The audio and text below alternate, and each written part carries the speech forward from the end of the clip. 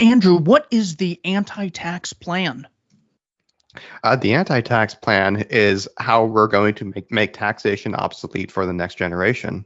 And so your generation that is born today, they're going to grow up in a world where taxation is very nearly obsolete.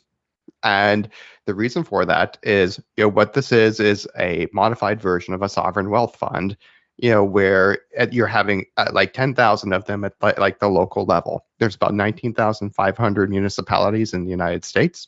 And the idea is that, okay, all of these 19,500 municipalities, they all have about 8 to 14 months of taxes on hand that they've already collected. They're called reserves, and they use those for, to kind of balance out, their budgets whenever this is kind of like their savings account.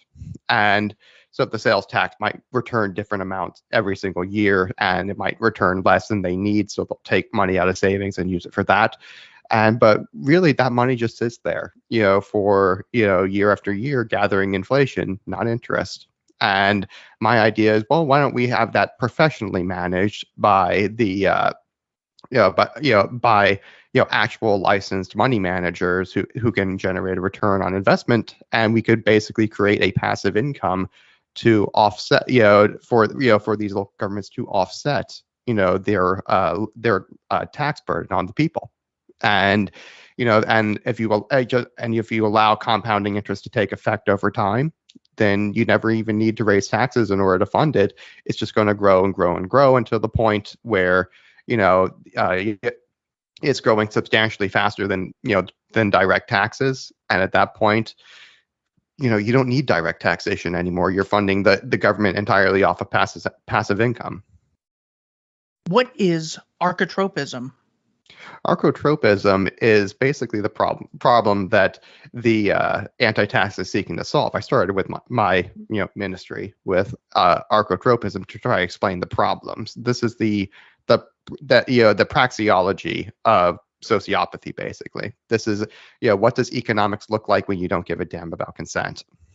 And so I usually use it the two ways. One is the first way I just gave you, which is like the praxeology of economics minus consent, and sociopathic economics, Austrian version. And the other way is, this is the method or process by which the state will grow its power through extracting order from chaos. And this is like the service that they provide to the people is an aggressive order. And if basically, if there's chaos, if there's a you can think of chaos as a shortage of order. If there's a shortage of order, basically the people are demanding it, because it's like a layer two. If you think of Maslow's hierarchy of needs, order's like second tier, and on the bottom. And so they're going to demand it be resupplied to them very, very quickly. And the state will always says, well, instead of paying me like in money, like we do in the market, you pay me in power. And basically, so basically this is the state's incentive right there, that the more chaos there is, the more power I can grab, because, every time there's an outbreak of chaos, they can say to the people, okay, well, this happened because I didn't have X, Y, and Z powers, and that's what I need in order to protect you.